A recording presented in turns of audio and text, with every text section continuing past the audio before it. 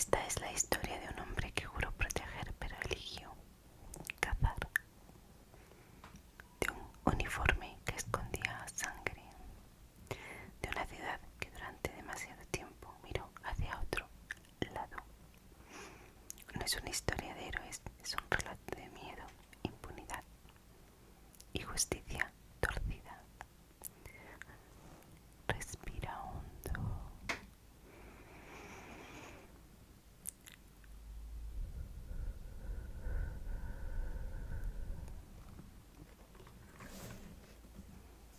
Apaga las luces. Apaga la luz. Apaga la luz.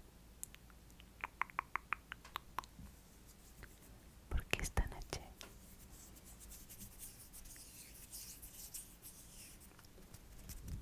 el crimen no susurra. Confiesa, confiesa, confiesa, confiesa.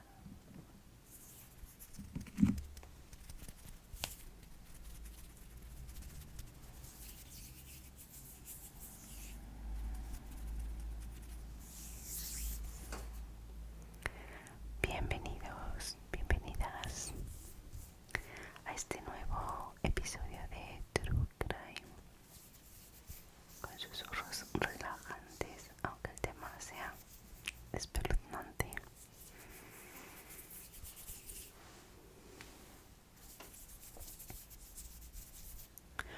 Hoy no voy a hablar de mujeres asesinas.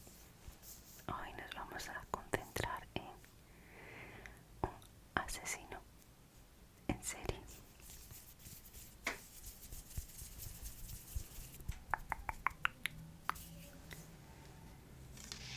Y tengo parte escrita y parte voy a seguir el libro.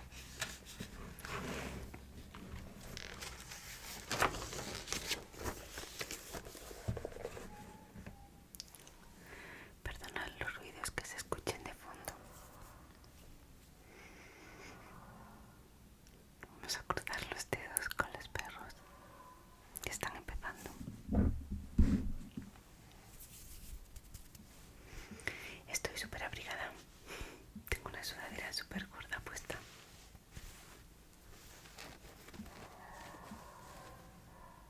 Ay, Dios mío. Porque vaya tiempo que tenemos. Aún así, me he abrigado tanto, parezco un peluchín, que me ha entrado calor.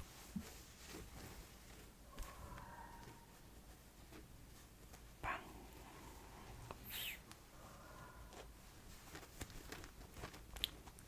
El Parque Nacional de Banff, una preciosidad de la naturaleza. Para los afortunados que sepáis dónde está, bueno, que sepáis dónde está, no, porque eso es fácil, que hayáis ido, sabéis a lo que me refiero. Qué cosa más bonita, cuántas maravillas hay en el mundo. Y la gente últimamente se empeña en destruirlo todo, con lo fácil que es vivir tranquilos, relajados y felices. Bueno, chicos, estoy aquí desvariando un poco, esperando a que los perros se callen realmente. Pero bueno, me ha servido para hablar de Pam, o al menos mencionarlo. Y voy a entrar en el tema porque me estoy enrollando demasiado en esta presentación. Hoy vamos a hablar de Florisvaldo de Oliveira, más conocido como Cabo Bruno. La gente que me vea de Brasil, aunque no me entenderá, sí que lo conocerán porque es una historia más o menos reciente. Fue un policía, vigilante, clandestino y asesino en serie brasileño. Es conocido por ser uno de los personajes más controversiales de la crónica policial brasileña, ya que muchas personas lo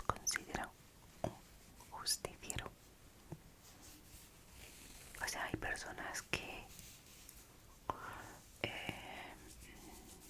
digamos, justifican sus crímenes. Todos sabemos que los superhéroes no pueden existir en el mundo real. Y no solo porque una persona disfrazada de colores, sin el concurso de poderes mágicos, tardaría muy pocos segundos en ser abatidas por un delincuente armado. Oliveira creyó serlo. Se disfrazó metafóricamente de justiciero para limpiar la ciudad de maleantes, y lo que consiguió fue convertirse en uno de los peores asesinos en serie de Brasil. También está catalogado como uno de los peores asesinos en serie del mundo.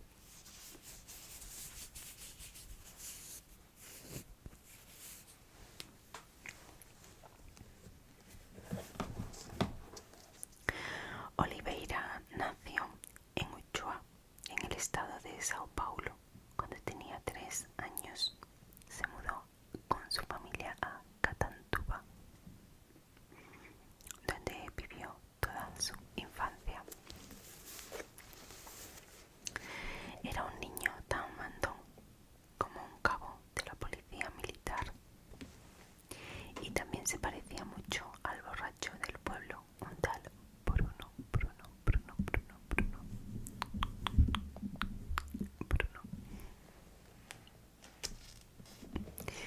De ahí el apodo con el que sería conocido en el futuro, Cabo Bruno. Incluso sus padres lo llamaban así. No hay más datos sobre su infancia porque Oliveira nunca quiso revelarlos. Y después, cuando se conocieron sus crímenes, ni familiares ni amigos quisieron abrir la boca. Por algo sería, ¿no? Fue en 1980 cuando el cabo Bruno cumplió su sueño de unirse a la policía militar de Sao Paulo. Cuando llevaba el uniforme era un agente intachable, lo más parecido a uno de esos héroes de TVO, dedicado a defender a las personas más vulnerables en barrios marginales donde abundaban los delincuentes armados. Sin embargo, el cabo Bruno sentía que el uniforme le apretaba como un corsé y no soportaba las cadenas impuestas por las leyes. Con frecuencia capturaba indeseables que apenas tardaban unas horas en volver a la calle, listos para delinquir. Y ya estaba harto. Qué oportuno sería poder aplicar una justicia inmediata, definitiva, se dijo. Cuando uno sorprende a una rata o una cucaracha, sus pensamientos como eran.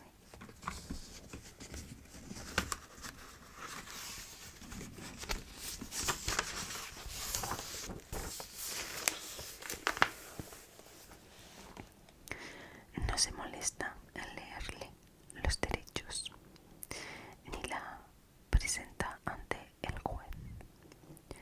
Una alimaña de esa categoría merece un pisotón tan rápido e inmediato como sea posible.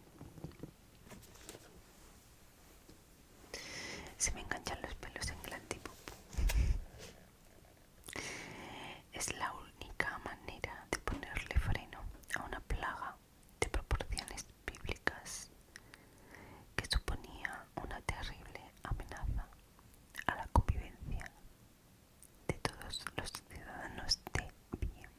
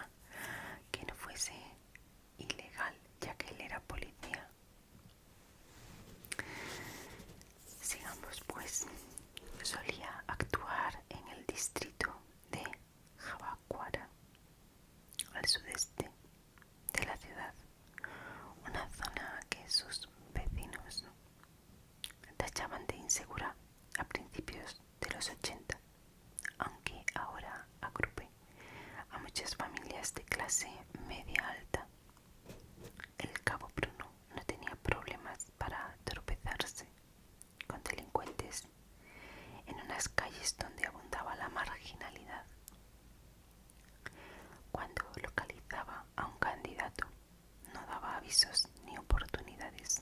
Abatía a su objetivo a tiros justo antes de evaporarse sin dejar testigos. Noche a noche los cadáveres se fueron amontonando, pero no eran malos de videojuego, sin otra misión que hacerle la puñeta al jugador, sino personas reales, la mayor parte de las cuales no acumulaba delitos graves en su haber. El cabo Bruno tenía el listón peligrosamente bajo a la hora de distinguir entre ciudadanos honrados y criminales. Según su criterio, bastaba tener aspecto humilde o lucir algún tatuaje para ser un delincuente. Sospechaba especialmente de los jóvenes, aunque apenas fueran adolescentes. Reír demasiado alto, pintar una pared o hacer alguna tarastada eran crímenes suficientes para merecer una bala. Y tan bajo que tenía el listón. El cabo Bruno no solo actuaba por un desquiciado concepto de la justicia. Algunos comerciantes le pagaban por mantener el barrio limpio, sin preocuparles la inocencia o culpabilidad de los asesinados. La mera leyenda del justiciero bastaba para espantar a los verdaderos criminales y hacer prosperar los negocios. Se llegó a decir que Bruno tenía la complicidad de una docena de policías, incluyendo a 2 oficiales con el poder suficiente para bloquear las posibles investigaciones y asegurarle patente de corso.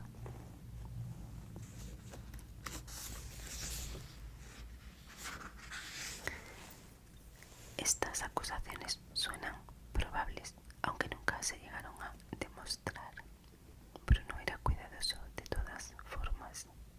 Cambiaba de ropa y de vehículo con frecuencia y rehuía ojos indiscretos. Era un fantasma, algo similar a un demonio nocturno que atacaba y desaparecía en el intervalo de un suspiro. Pero ya hemos comentado que el mundo real no sigue la misma lógica que una novela gráfica, e incluso un asesino tan eficaz como el cabo Bruno podría cometer errores graves que le llevaran a la cárcel. En enero de 1983, un soldador en paro llamado José Aparecido Benedito, de 38 años, iba al mercado para hacer la compra. Alguien le ordenó que levantara las manos. Iba a hacerlo porque la voz no toleraba demoras, pero sintió media docena de picaduras en el cuerpo mientras sonaban varias detonaciones. Cayó al suelo con 2 balas en la cabeza y otras 6 en la espalda. Su atacante, el cabo Bruno, huyó del lugar, dándole por muerto. No, no estaba muerto, aunque conservaría para siempre una bala incrustada en el cerebro que ningún cirujano se atrevió a sacar. La víctima consiguió reponerse casi por completo y le contó su historia a la policía. También pudo dar el nombre de algunos testigos que andaban cerca y habían logrado ver a su agresor. 2 meses más tarde, el cabo Bruno volvería a fallar. Abatió a un chico de 16 años llamado Claudio Pasternak Batista, cerca de una feria instalada en la favela Jardín Selma. Uno de los amigos de la víctima, Marcos José Barbosa, consiguió escapar sin ser alcanzado y fue directamente a la policía para denunciar los hechos. En el lugar también hubo muchas miradas indiscretas que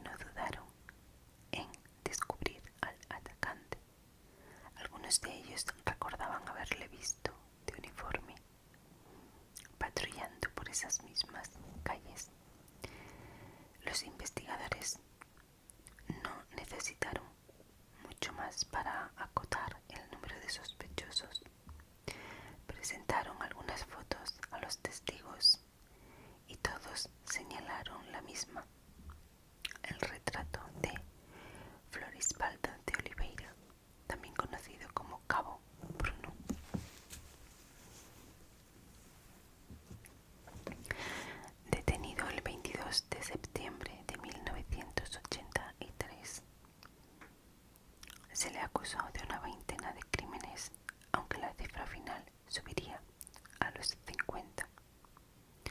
Es probable que Bruno matara a muchas personas más, pero no fue posible demostrarlo. Tras 12 juicios, Cabo Bruno fue condenado a 113 años de prisión, dicen algunas fuentes, otras dicen 112. Tras esto se fugó 4 veces de prisión.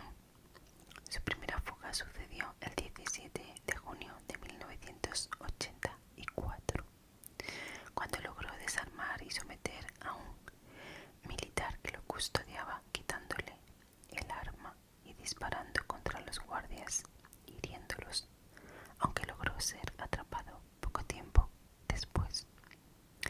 Su segunda fuga sucedió pocos meses después, el 20 de diciembre, cuando tomó a un rehén para salir ileso del asedio de los policías.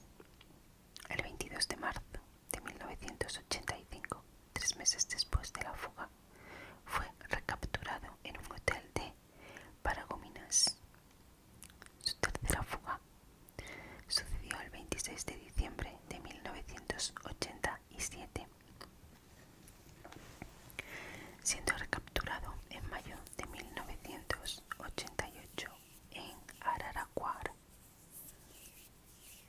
Su última fuga sucedió en julio de 1990, cuando él y otros 2 reos sometieron a 3 guardias cárceles robándoles las armas. Su captura definitiva sucedió el 29 de mayo de 1991 al sur de Sao Paulo. Durante su reclusión se dedicó a la pintura.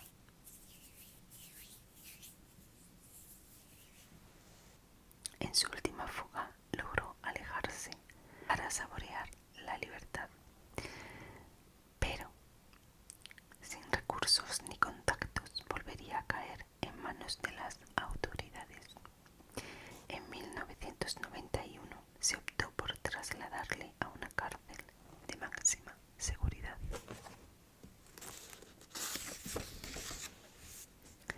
Pasaría los 5 años siguientes encerrado en una celda de aislamiento, sin ningún privilegio ni poder contactar con ninguna persona que no fuera sus guardias. Eso le ablandó. Aprendería a pintar, produciendo cuadros bastante notables que llamaron la atención no solo de los funcionarios de la celda, de la cárcel, sino también de jueces, fiscales y coleccionistas privados. En 1998 se le dedicó una exposición en una sala de Sao Paulo. Además de su actividad pictórica, Bruno renegó de su pasado criminal para entregarse a la causa religiosa. Llegaría a convertirse en pastor de la iglesia evangélica y a oficiar misas en la capilla de la prisión. Fue allí donde conoció a una voluntaria llamada Daisy Franza. Creo que se pronuncia así, Franza. Se escribe Franca, pero con la C, con la diéresis, entonces creo que se pronuncia Franza. No lo sé. Con la que se casaría en julio de 2008. No sé por qué me complico tanto con las pronunciaciones. Sí, vosotros no lo estáis viendo. Pero bueno. Tras 27 años de condena y muestras inequívocas de estar arrepentido y reinsertado, el juez decretó su libertad. Era el 22 de agosto de 2012 y Oliveira, nunca más el Cabo Bruno, estaba tan entusiasmado como un pájaro sin jaula. Hizo una lista de los 10 deseos que quería cumplir antes de su muerte para llevarla siempre encima. No le dio tiempo. Apenas un mes más tarde, cuando salía de un servicio religioso, acompañado de su mujer y de varios familiares, 2 hombres se acercaron al paso, desenfundaron sus pistolas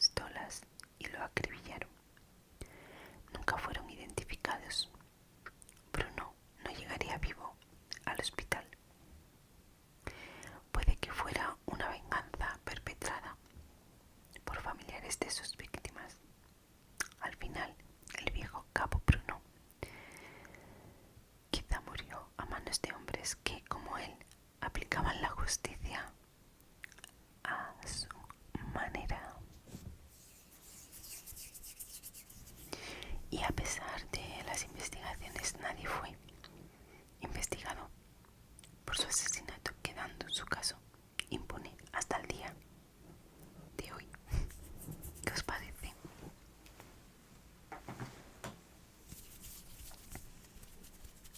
¿Qué os parece esta historia?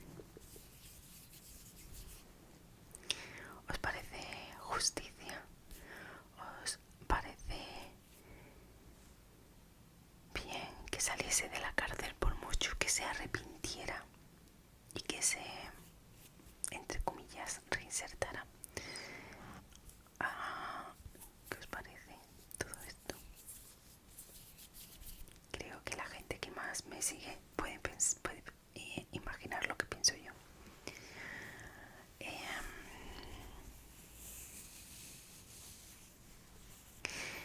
En este caso diré que todo el mundo tiene derecho a una segunda oportunidad. Todo el mundo tiene derecho a arrepentirse, porque si te arrepientes, vale. Pero es que son 50 personas o 50 y tantas, no se sabe. Es que son muchas personas asesinadas de manera totalmente arbitraria, diría. No sé. Y después este hombre, no sé si tendría algún problema psicológico con eso de limpiar las calles, o que era solamente porque se le subió demasiado a la cabeza lo de ser policía, tener en orden todo. Y yo nunca he estado en Brasil, pero creo que una ciudad como Sao Paulo es difícil de mantener un orden, y más en las zonas de las favelas y las zonas que comenta el caso. Entonces creo que se le fue un poco la cabeza. Y bueno, es complicado hacer un juicio de valor sobre esto, porque claro, las muertes están ahí. Arrepentimiento, sí. Y al final pues alguien hizo justicia o no. No sabemos si fue, porque yo aquí me planteo dos supuestos. Uno es algún familiar se vengó. Es la primera hipótesis que uno piensa. Y la segunda hipótesis que a mí me viene a la cabeza es alguno de sus cómplices no quería ser descubierto